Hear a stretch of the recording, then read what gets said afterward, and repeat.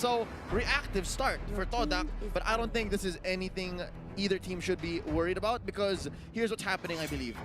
Usually we don't see the 1-1 ban. Like, you should not be so scared of the 1-1, especially after winning game number 2, alright? But, now considering, I think Todak is gonna be playing off of the fact that, yeah, they only get one ban, or they only get one pick after the phase has begun. But by opening up a few more heroes, like say maybe the Benedetta if they don't ban it here, or maybe the Farsa, or maybe the Jawhead even, if Dreammax don't take it, then all the more. That's why they can afford the 1-1 early on. Exactly. It's a little bit more ideal here, but Dreammax still focusing on those priority picks here, getting rid of the Brody and the Esmeralda. Todak now getting rid of the hyper-efficient, starting to get rid of the hyper-efficient kinds that go into towards the offlane, Yishin Shin, the Harith, as well as the Wan here. I was about to say Natalia, but Dreammax banned it out as well, so that means Matilda up for grabs, Benedetta up for grabs as well.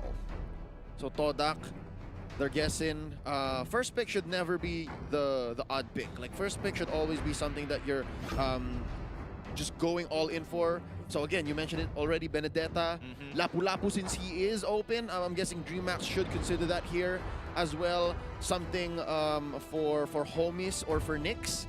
Because a lot of these team fights, actually these teams are just super heavy on just kills, right? I think game 2 even, without a doubt, at least one of them hit the doubles. So looking at the draft, I think they want to invest strongly in mid, and of course something for the side.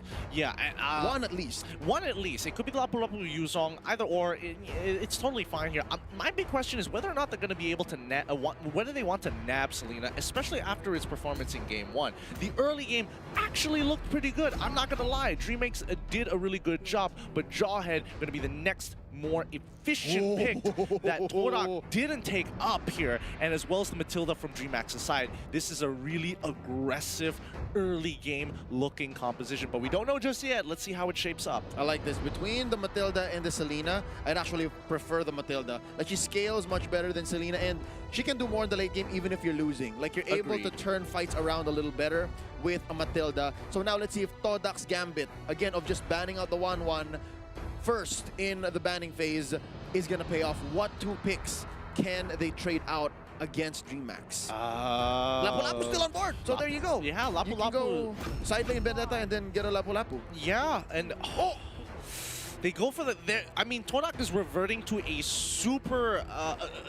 safe, more comfort pick more than anything else, rather than actually looking for the priorities. Because I would have imagined that they wanted to lean a little bit more to getting the Tigreal, and then essentially locking in their support mid laner at that point of time. But now that they've short their core, now that they've short their tank as well, this is gonna be interesting, because Dreammax, they have a couple of answers to some of them. Yeah, and if ever they have the answer, they have the last pick here, Gideon. And that being said, up next, it might be a Cabral focus pick, or if not Cabral, something for homies. So yeah, again, Yuzong still here, Lapu-Lapu still here, and instead they go for the Hayabusa.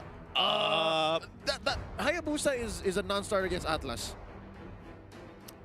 But not the first time we're going to be proven wrong with a Hayabusa. So I suppose. I think it's really difficult to catch Hayabusa, especially when you are the Atlas. But I think Atlas, at the end of the day, you decided to play yourself on this one, because Atlas has to deal with the fact that Matilda could easily just pull them out of the situation, pull them out of the perfect free dash. Yeah, it's a free dash essentially. So that is a very big game changer here. Then so E1, he's got to go above and beyond to make this work. So I would expect, you know, the offlaners to get heavily banned here. Lapu-Lapu, Yuzong, probably not going to see the light of day.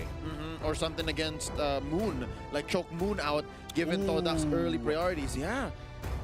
Do they want to ban out? I feel like Selena is kind of like, Low Yi, obviously, a really strong, solid pick here. Definitely agree. And it looks like Dreammax is listening to you, and it's like, hey, Moon, we gotta stop him. Stop him right now. Yep.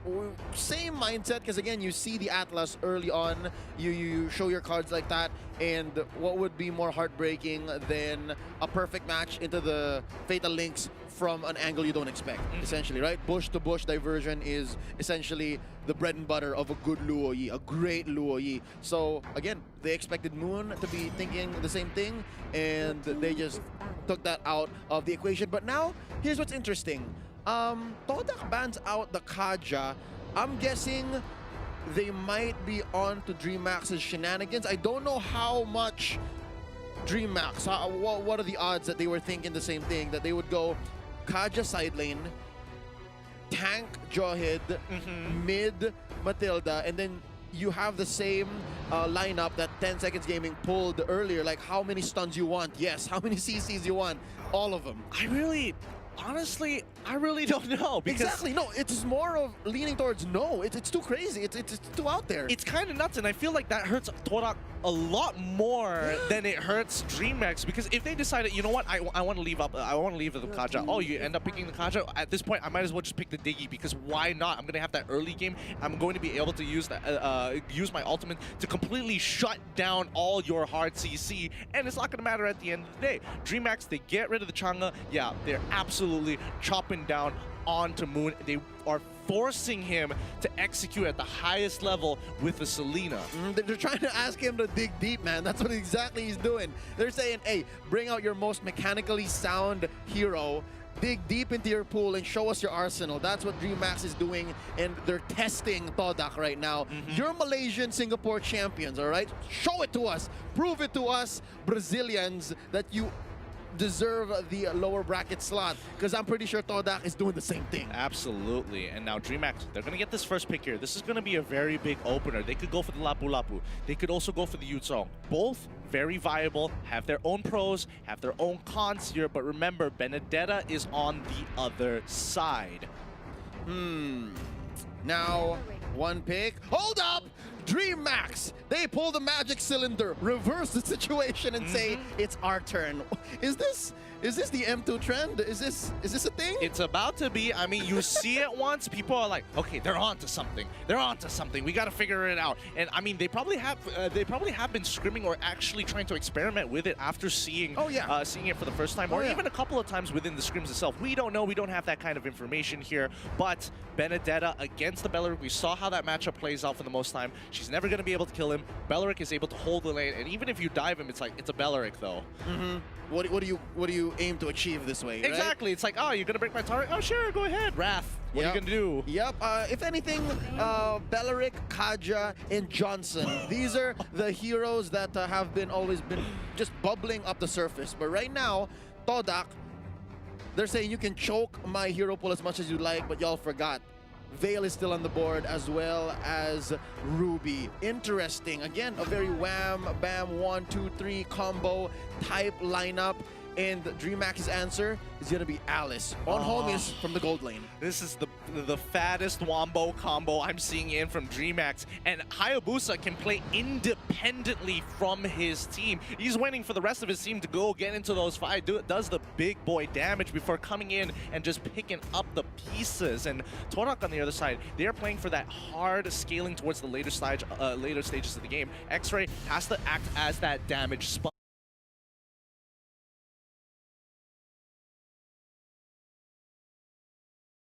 Right? Yeah. But given the way that the two lineups look, again, we can expect the same high rate of team fights, if not little skirmishes, especially coming in from Todak, given that they did pick up the Benedetta. As soon as she hits level 2, she's ready to go. All the dashes you're going to ask for, maybe save for the Electo final blow, hitting level 4. But, oh, man, I'm excited to see what else E1 can put on the table, especially with the help of the hook from Ruby. This is going to be huge because, again, the hook from the Ruby is going to be a very key. I mean, the I'm offended is just going to be a very key point because she can lock people down, and if either one, X-Ray or E1, are able to just combo off of each other, that could just break the game in itself and just break the Camel's back straight away. Here we go. Game number 3. This is for all the marbles, ladies and gentlemen, and that, by means, is the lower bracket slot, all right? It's tournament life. Todak versus Dreammax. Here we go. 4 mains. Starting in the mid. Interesting decision here. A Benedetta. Support Benedetta? This is unorthodox laning from Todak. It's it's definitely unorthodox here. It looks like they want to make sure that E1. I mean, it's unorthodox because we're so used to seeing them 1-3-1, and now they're playing 1-2-2. Yep, and it's a 1-2-2 that looks very odd. Is because Chiku starts in the bottom lane. That's essentially the gold lane. And then you have E1 babysitting him, and right now they're picking a fight against Homies and Micah. Yeah, and I think they don't mind this. They want to try and bully Homus to a certain extent because they know for a fact that, you know, Formace is able to kind of push them out. And more importantly, I think they're making a hard read onto Dreammax here because both Louise and as well as Nyx don't exactly have the greatest capabilities of clearing waves. Yep. So I guess that's why they're playing the 1-2-2, right? Yep, and looking at Cabral, he is rocking the Concussive Blast, so that should help in the early game.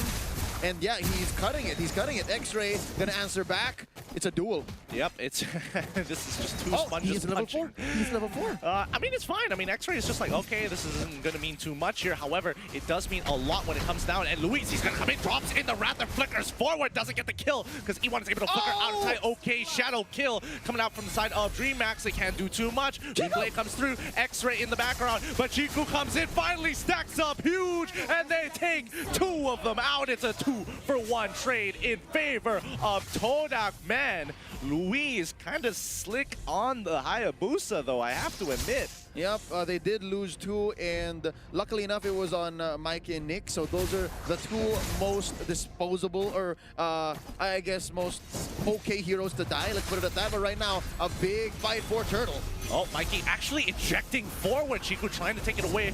I'm not entirely sure who took the turtle at that point in time, but now the rest of the team is looking for a Circle Eagle coming through, lands it on top of X-Ray, and he gets absolutely blown up by the Wisps. Nyx has done it again. Here comes another one from behind. Louise finds him in an ejector. Moon destroyed.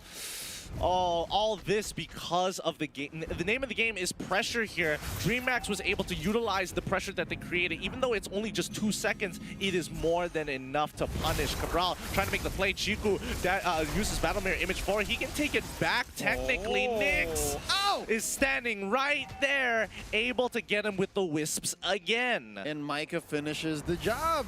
Interesting turn of events here. Dreammax hit the ground running, not even 3 minutes, 30 seconds in, and already they've built up, what, a solid 1,000 and change gold lead. Yeah, honestly, I thought when Todak hit level 4, it was going to get a lot easier because Dreammax, yes, they had an early game composition with Nyx, with Mikey on the jaw head, and as well, wait, are they going to get a catch? Okay, they don't get the catch here. And as well as the Matilda, both of them doing a really good job, but now they're popping off now, and look at that fat lead.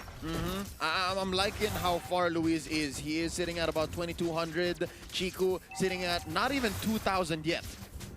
So that's 500 ahead on Luis Hayabusa. And if there's anything we know, a Claude that has stacks is okay. A Claude that has no stacks can still hurt. But right now, wait up! Homies, he's in trouble. Yep, he gets punished. The final blow does come through, and Nyx trying to see whether he can salvage the situation. Chiku is kind of low here. He can go for the Circle Eagle, but doesn't get in range. Chiku knows a little bit better. Oh, he sees it coming. He knows what's happening. E1 looking for the punish here. Meiki is coming into the backside to try and turn things around, but before Maze, he's got to get on out of there. Okay, Shadow Kill as well comes out. Eye for an eye ain't going to protect you when you have that many stacks on top of you. All right, this whole meta game of team fights turning into long chases, it's just, I don't know, it's cultivated by all of these heroes with interesting builds and interesting kits that allow for these to go, oh, extended, and now Moon gets ejected, helped out by Chiku. E1, the muscle, the enforcer, the bouncer, here to stop all these shenanigans in Mikey.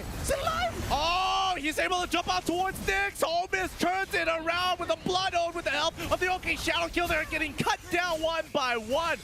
Big ultimates. They're gonna take Circle Eagle, actually being able to block by the Eye for an Eye, but X-Ray, he's gonna be going down, right? No, X-Ray, he's got the I'm offended in time. Nyx, he takes a little bit of damage, and the Spellbomb from the rest of his abilities is gonna be enough. Oh, just a quick, quick peek from Louise. Let me see. And yeah, all this time, Louise just secures the turtle. I'm loving it, man. Cabral, he's holding it down, but I think it still helps that Belleric has an oddly lethal kit.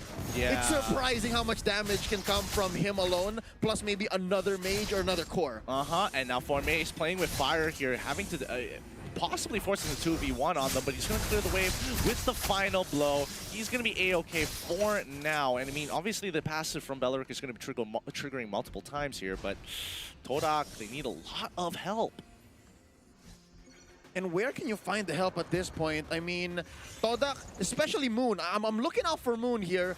Avail isn't ready this early on. Avail is not ready this early on, and if only your bodyguards are E1 and X-Ray, especially since X-Ray has to go doubles on top. But hold up, we'll talk about that later. Yeah, Formaze here, Lone Wolf. Oh! Oh, wait, he actually goes backwards to the OK Shadow kill. He was able to protect himself from a large majority of that damage. That's going to be 2 huge ults being wasted on him. Not bad, but let's look at the top side here as they're trying to take out Homies. X-Ray, he doesn't mind getting hit by the Blood Ode for now. Oh, it's starting to stack up. It's already gone up to 3K. Nice 3.2. Wow, he stands his ground. Homies thought, okay, this guy is going to try and flicker on another, and little did he know. But they turn around. Circle Eagle going to be on top of Chiku. He still has the Battle Mirror image. No, he does not. Cabral looking for an opportunity. Goes for the Wrath, and now they're going to be locking in 2 E1. Can't do too much about this. Moon!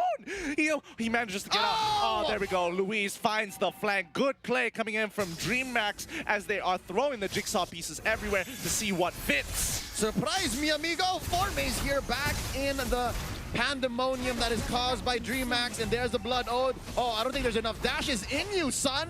Down he goes. Homis gets the kill, and they push mid. That's going to be 2 towers to 0, and the last turtle of the game spawning. So far, so good here. 404, Luis, so smooth. No errors found here. This Hayabusa is flawless. Yeah, I mean, Dreammax, as of right now, they're playing a very chaotic style here, and I kind of like it because they are just making sure that Todak, no matter what move that they are making, another person is just waiting in the flank, and another, just deeper and deeper into their jungle. And look at this. Luis going with a duel against X-Ray. There were a few minions there, hence sharing the Ogi Shadow kill. But right now, look at this. It's going to be unstoppable force on the Formaze. Yep, really nicely done. He was able to use the eye for an eye to block a lot of that damage, but Turtle up for grabs, and Dreammax in prime position to do just that. Homis is going to cut the wave, is going to be blowing up the wave straight away, but are they going to force this fight? Chiku looking like he's thinking about it for sure.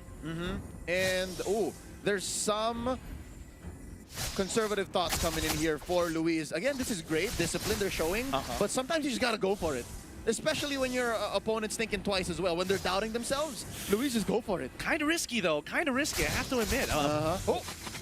I mean, he's all right for now. It looks like Dreammax and Todak are also like kind of playing with each other here because they know that one bad fight, Dreammax is going to lose their entire lead. Yep, all the more for Todak since they know that all they need is a single good Fatal Link. But right now, Cabral pops the Wrath, and that's what they needed. They were buying time for the turtle. Yep, and I mean, they were able to do a pretty good job there. I mean, overall, good plays all around the board, but Todak still are falling significantly behind here. Luis is doing a phenomenal job at just splitting up the map. E1 finding the first initial pick onto Makey. He manages to get on out. Perfect. That's this is huge. The Aberfan gets all 3, but the Blood gets into the backline. They need to clean this up as soon as possible. Okay, Shadow kill comes on out. 2 for 1 trade-off, and Todak looked to make a huge play. Dreammax says hello. Blood Ode still a problem.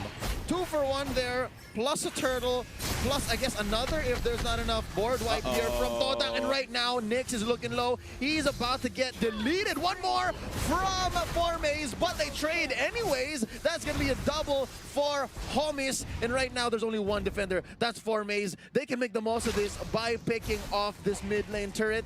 They're just waiting for Lordman a minute off. Yeah, I mean, Homis is actually kind of huge here. He's been able to pick up so many kills. Look at his damage. We need to check out the items now.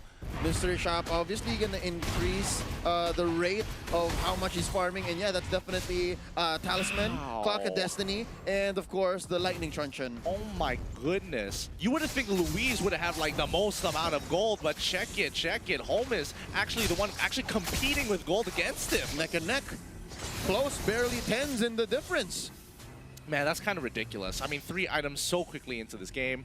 Man, Todak, they've got to stall this out because Moon will scale, but he needs a lot of time, and now the fight has begun. The Wrath has begun. E1 has been caught. Fatal Links getting 3. This is huge. Blazing duet into the wind blow. Perfect combo. Oki Shadow Kill has been minimized, but Luis is huge. He could still make this happen for Maze. Don't get hit by that last shuriken. Don't you dare.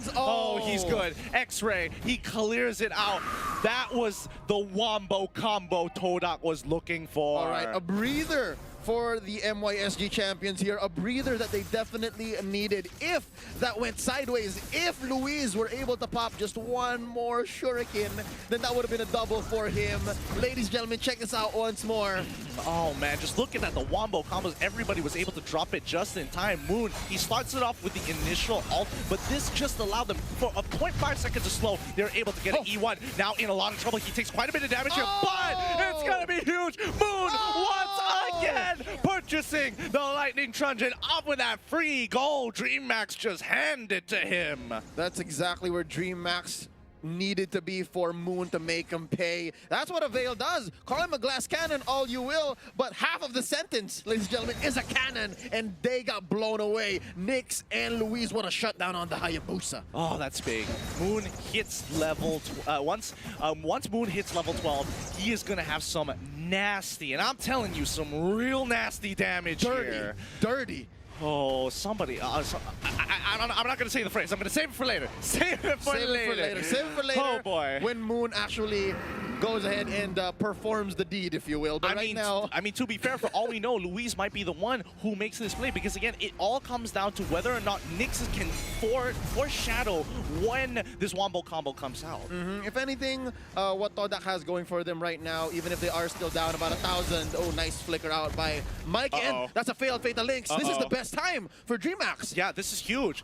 This is huge. Did they know that the Fatal Links came out? Oh, yes, they do. The Unstoppable Force comes down. The Wind Blow actually coming to slow them down. And Dreammax, they're walking away thinking, okay, they don't have their ultimates anymore. We can start the Lord, bait out this fight. And Luis going in pretty hard here. The Iron Fin is going to be going onto him, but unfortunately, it's not going to work. However, the flank angle, E1 looking for an opportunity. They know their cooldowns are going to come up soon. Maybe Meiki is going to be the first to fall. Chiku running out of that Blazing Duet. One key component down, but Holmes gets on top of Formaze. This fight is so split. Nyx, he doesn't need to pull anybody back just yet, but they lose Meiki in the process, unfortunately. Messy is the fight going for Dreammax. I mean, they lose on Mikey. He does have to pull himself together, so he's fine. He'll be back a little sooner than usual. But I guess what I can say about Dreammax's lineup is they have to make sure that where the fight happens for them is extremely beneficial. Because again, if there are way too many minions, it's going to be hard for Luis, right? If Nyx doesn't allow the dashes to happen properly, like say there was a wall while you were moving, it wouldn't be free dashes anymore. So there's so many factors that Dreammax is holding on to. But for Todak, all they need is one big Fatal Links, and they're good to go. Yeah, and that Fatal Links is going to be super, super important here. And I think it all comes down to Todak just playing around those ultimates. If they don't get those ultimates, it's like, all right, I'm just going to back away. It's not like my auto attacks are going to make too much of a difference unless your name is Chiku, but Dreammax patiently waiting for the opportunity to catch them off guard. Chiku even purchasing an Athena shield to make sure Nyx and Holmes can't just one-shot him out of nowhere. Holmes, the big contender, and he even buys a blade armor just to say, nah, it's either you or me, buddy. I like it. So yeah, Holmes and Chiku here, revving up for the upcoming and inevitable duel. I would do the same personally if I were in their situation. And right now, because of the recent developments, it's actually now Todak with a very small lead, about 100 gold. I mean, it's so even, 41 to 41. E1, he's bothering to walk up here. Meiki, he is never wanting to throwing E1 into the back line, ever. He will throw them towards Todak's back line, start an initiation on this line, and look to break them up later. Yep. Already E1 is doing great. I mean, he did better game number 2, but this time, I think after some warm-up, after some reads on how Dreammax is actually playing, he is just doing great. Nice setup for Chiku and Moon. Both teams are mirroring each other perfectly here. Both are trying to bait out this Lord fight, but look down on bottom side. Both are cutting the waves as well. So it's a mirror on mirror. I know you know, but what am I?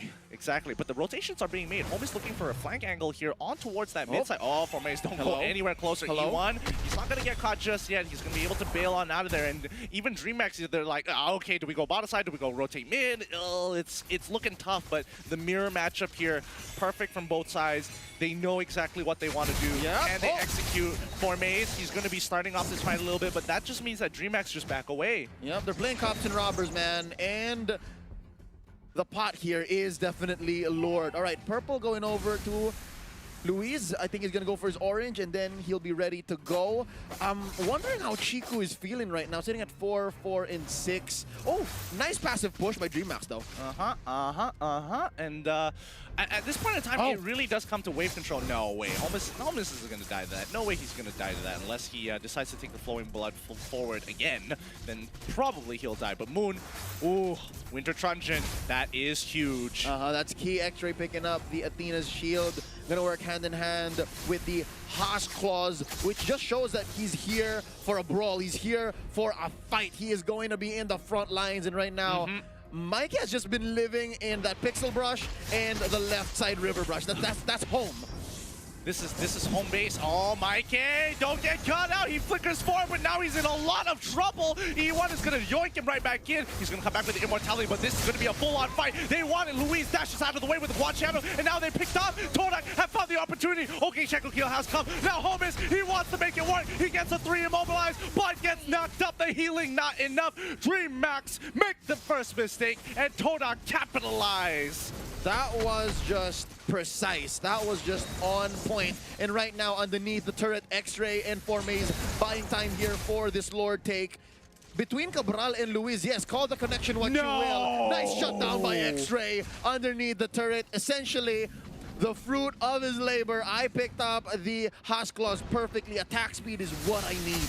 Oh, no. I mean, at this point of time, gold doesn't even matter. But let's look at the replay one more time. I mean, Moon, that wind blade, as well as the wind blow, well played. Every single time Alice wants to be the big person, wants to be able to kind of kite around, make those bigger plays. He gets hit by it one time, and that's all it takes. Yep, the decision for home is to actually pick up the blade armor instead of something that's magic based, like let's say an Oracle or an Athena's shield. Wait, kind of biting him in the behind. Does he have a Winter Truncheon? Can we check the items real quick to see if Holmes actually has that Winter Truncheon? Gonna be key, and the answer is yes. Oh, thank goodness. Thank goodness. But he juggled already. Yeah. He's already sold the blade armor. He knew it's a problem, and now Makey gonna get mega killed here by Moon, who has scaled to maximum potential and has the burst damage as they look to try and break into the inhibitor turrets. Luis on the top side here, mid in trouble. Final blow, and Holmes to say hello to the back line. He's trying to get hit, but he gets hit by both Blade Blow and Wind Blade here. Okay, Shadow Kill as well. Getting chucked. The Bloodhound hasn't stopped. Holmes runs out of mana. He's moving away, but Chiku, he's on the run. He takes the place. He's away. The Battle Mirror image. Luis, he's in trouble. Chiku, he's got the buff. He's got him covered. Moon, once again, catching him off. That's going to be 2 for nothing, and they don't break a single inhibitor turret. Dreammax, even if they're not winning the fights, they are cutting those waves. Mission accomplished for Dreammax. They're alive, still keeping all the turrets, but for Todak, frustration has to be building up here. They're still alive. Nice take here. Nice startup. E1 knocked out. That's going to be the Ode still kicking. And that's going to be the Electo final blow. No incentive to stay and keep fighting. Nice shutdown once more onto Nyx. Oh, Mikey. Chiku wants it. He smells blood. They're going to be forcing this push. I wonder if there's enough damage. Oh, nice use of the blade. And the wind blow. That's Holmes knocked out by Formaze. Finally penetrating in mid. Oh, finally. It took them so long to crack this open. 19 minutes into the game. You would expect it sooner, but that's not all. Dreammax just waiting to buy some time here, but the rest of Todak, they can't do Lord. They don't really have an objective. Hopefully, Dreammax makes a mistake and Todak can capitalize on that as well. Already, I think Dreammax is in a position wherein they can't afford any mistakes. They have been losing team fight on team fight despite trying their best, and that's going to be the Ogi Shadow Kill. But for what? Not much. That's going to be an immortality pop, and they're back. Oh, they're going to go for the neck. They're going to try to end right here, and that's going to be it, ladies and gentlemen. Todak secure their playoff spot. Oh my